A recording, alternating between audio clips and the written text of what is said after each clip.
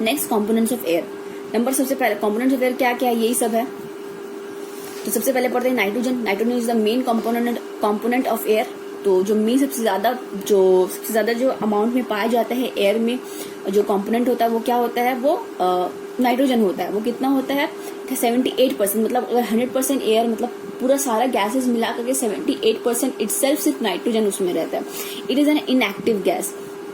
ये एक inactive gas, मतलब एक्टिव नहीं होता है, रिएक्ट नहीं करता है। It does not react with other substances, मतलब ये रिएक्ट नहीं करता है।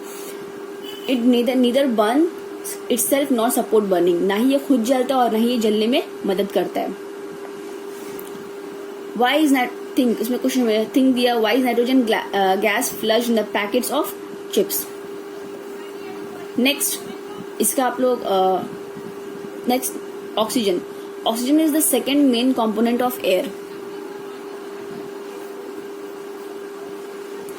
Oxygen is the second main components of air.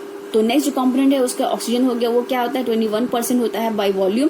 मतलब नाइट्रोजन 78% था, ऑक्सीजन कितना होगा, 21% हो जाएगा। It is very reactive in nature, बहुत ही रिएक्टिव होता है। इट सपोर्ट्स बर्निंग, और जलने में यह मदद करता है। Many substances burn in air, this shows that air contains oxygen. बहुत सारा चीज हवा में जलता है, तो उससे क्या प्रूव होता है कि जो हवा में ऑक्सीजन मौजूद है, इसीलिए, क्योंकि ऑक्सीजन हेल्प करता है बर्निंग में। Next carbon dioxide. Air contains very small amount of carbon dioxide. Carbon dioxide air में बहुत ही कम अमाउंट में होता है। कितना होता है, 0.03% में होता है by volume. It is release during the process of respiration by living beings. ये कब कार्बन डाइऑक्साइड क्या होता है, जब रिलीज किया जाता है रेस्पिरेशन, यानी जब हम लोग सांस छोड़ते हैं तब क्या होता है, तब हम लोग क्या करते हैं, रिलीज करते हैं कार्बन डाइऑक्साइड। तो उससे वो हवा में मिक्स हो जाता है। Plants use carbon dioxide to make their food by the process of photosynthesis. और फोटोसिंथेसिस में क्या चाहिए होता है, फूड खाना बनाने के लिए, फोटोसिंथेसिस करने के लिए कार्बन डाइऑक्साइड गैस चाहिए होता है। Next noble gas. Number 4 noble gases. Air contains noble gases like helium and argon also. तो एयर में क्या क्या नोबल गैसेस होता है, हीलियम और आर्गन। नोबल गैसेस आप लोग ऑलरेडी से पढ़ चुके हैं, आप लोगों को पता ही होगा, जो नॉन रिएक्टिव होता है, रिएक्ट नहीं करता है। Next water vapour. Water is present in air as water vapour. Water भी प्रेजेंट होता है एयर में in the form of water vapour. The amount of water vapour present in air is called humidity. जितना ज्यादा air में water vapour होगा, उतने ही ज्यादा हम लोग क्या बोलते हैं, ह्यूमिडिटी होगा, नमी जिसको बोला जाता है। तो अमाउंट ऑफ वाटर, ये ह्यूमिडिटी की डेफिनेशन होगा। The amount of water vapour present in air is called humidity. Next यहाँ पे एक एक्टिविटी है, ये किस लिए है ये activity, to show the presence of oxygen and nitrogen in air. तो इसमें लोग क्या करना है, इस एक्टिविटी में क्या क्या चाहिए, कैंडल चाहिए, वाटर चाहिए, ट्रफ चाहिए, गैस जार चाहिए और गैस स्टैंड चाहिए। तो सबसे पहले क्या करना है, मेथड क्या करना है, take a trough and place the gas jar stand in it, fill the trough 3/4 with water. तो एक्चुअली हम आपको बता दे रहे हैं, शॉर्ट में एक टम्बलर लेना है, ट्रफ लेना है आप लोगों को, उसको 3/4 पानी से भर देना है। उसके बाद क्या करना है, एक स्टैंड लेना है, गैस जार स्टैंड लेंगे और उसमें क्या करेंगे, कैंडल को जला करके रख देंगे। उसके बाद क्या करेंगे, ऊपर से एक गैस जार को हम लोग क्या करेंगे, ढक देंगे। तो हम लोग देखेंगे कुछ देर के बाद क्या होता है, ये जो कैंडल है वो जलना बंद हो जाता है। तो क्यों बंद हो जाता है, एक्चुअली में जब जितना ये पानी में ढक देने की वजह से क्या होता है, ऑक्सीजन का जो सप्लाई होता है वो बहुत ही लिमिटेड हो जाता है, जिसकी वजह से जब तक ऑक्सीजन रहता है उसको यूज करके जलता है कैंडल, और जब ऑक्सीजन खत्म हो जाता है तब क्या होता है, वो बुझ जाता है। तो यहाँ ऑब्जर्वेशन में देखिए, the candle burns for some time, कुछ देर के लिए जलेगा, after some time it goes off. फिर कुछ देर के बाद जब जितना ऑक्सीजन रहता है वो यूज करने के बाद क्या होता है, जलना बंद हो जाता है। When the candle flames goes off, the water rises in the gas jar, the level of water in the trough reduces. उसके बाद क्या होता है, जब ये मोमबत्ती जब बंद हो जाता है जलना, तब क्या होता है, पानी जो है वो एंटर करने लगता है इस गैस जार में।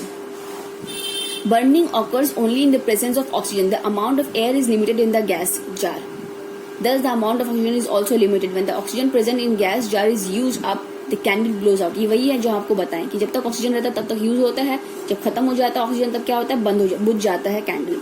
The space occupied by oxygen inside the gas jar becomes empty.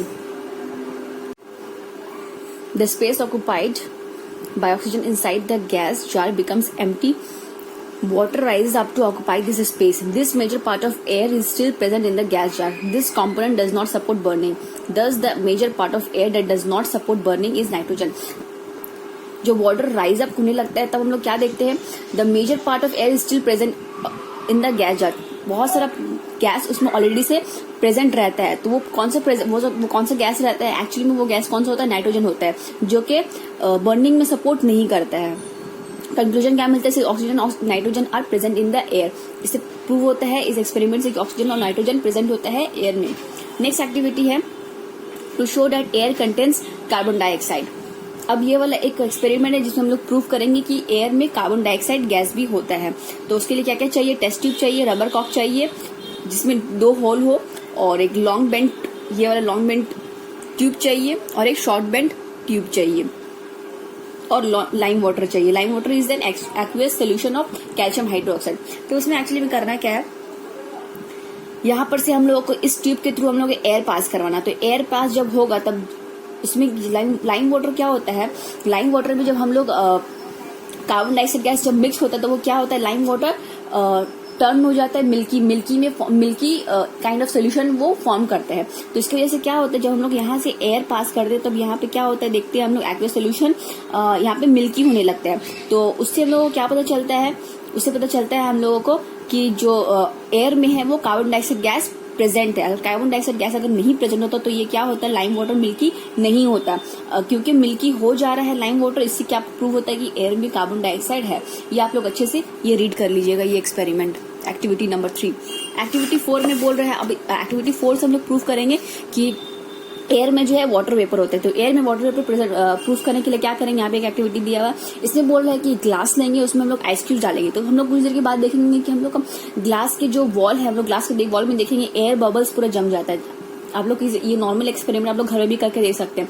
तो वो जो एयर कंडेंस वाटर, जो ड्रॉपलेट्स एयर वाटर वेपर जो जमा हो जाता है साइड पूरा वॉल में, ग्लास के वॉल में, वो एक्चुअली में क्या होता है, वो वाटर वेपर होता है. तो इसके लिए बस आपको ज्यादा कुछ नहीं, एक ग्लास चाहिए उसमें और आइस क्यूब डालना चाहिए. तो हम लोग जब लोग डालेंगे थोड़ी देर बाद क्या देखेंगे, sometime you observe tiny drops of water on the outer surface of the glass. It is because the water vapour present in air. जो एयर में जब हम लोग जो प्रेजेंट होता है वो क्या होता है, कंडेंस हो जाता है. Condenses on the cold outer surface of the glass. यहाँ पे ये क्योंकि ग्लास ठंडा हो जाता है, तो ठंडा हो जाने की वजह से क्या होता है, जो एयर में जो वाटर वेपर वो क्या होता है, कंडेंस हो जाता है, जो कि बाहर में जमा हो जाता है, आउटर लेयर में जमा हो जाता है ग्लास के. तो इससे क्या प्रूव होता है, water vapour is present in the air. Next activity 5. Activity 5 में हम लोग क्या हम लोग प्रूफ करेंगे कि एयर में क्या होता है, डस्ट पार्टिकल्स होता है. तो डस्ट पार्टिकल्स होने के लिए हम लोग क्या प्रूफ करेंगे, हम लोग खिड़की, कोई भी हम लोग रूम है तो रूम को हम लोग पूरा अंधेरा कर लेंगे, और एक क्या करेंगे, ब्लैक चार्ट पेपर खिड़की में लगा देंगे और उसमें एक होल कर देंगे. तो हम लोग देखेंगे जब उससे एक होल से जब ये रोशनी जब आएगा, बीम ऑफ सनलाइट आएगा, तो क्या देखेंगे, उसमें बहुत सारा शाइनी पार्टिकल्स होता है. ये आप लोग नॉर्मली घर में भी देखिएगा, सुबह सुबह जब धूप आता है घर में तो उसमें हम लोग को क्लियरली विजिबली दिखाई देता है कि बहुत सारा डस्ट पार्टिकल्स एयर में है. तो उससे क्या प्रूव होता है कि डस्ट पार्टिकल एयर में प्रेजेंट होता है. तो ये बहुत ही इजी एक्सपेरिमेंट एक्टिविटी आप लोग नॉर्मली भी आप लोग जानते हैं और देख सकते हैं करके. आप लोग सुबह सुबह जब देखिएगा धूप में, जब बहुत कड़ा धूप आता है तो रोशनी जब तेज होती है तो आप लोग उसमें से देख सकते हैं कि एयर पार्टिकल जो होता है मूव करते रहता है. तो वो उससे क्या पता चलता है कि एयर में 10 पार्टिकल्स होता है. नेक्स्ट क्वेश्चन आंसर्स है. टिक द करेक्ट आंसर है. नंबर 1 का हो जाएगा ग्रेविटी, नंबर 2 का हो जाएगा कंपाउंड, नंबर 3 का हो जाएगा it can not be compressed, number B.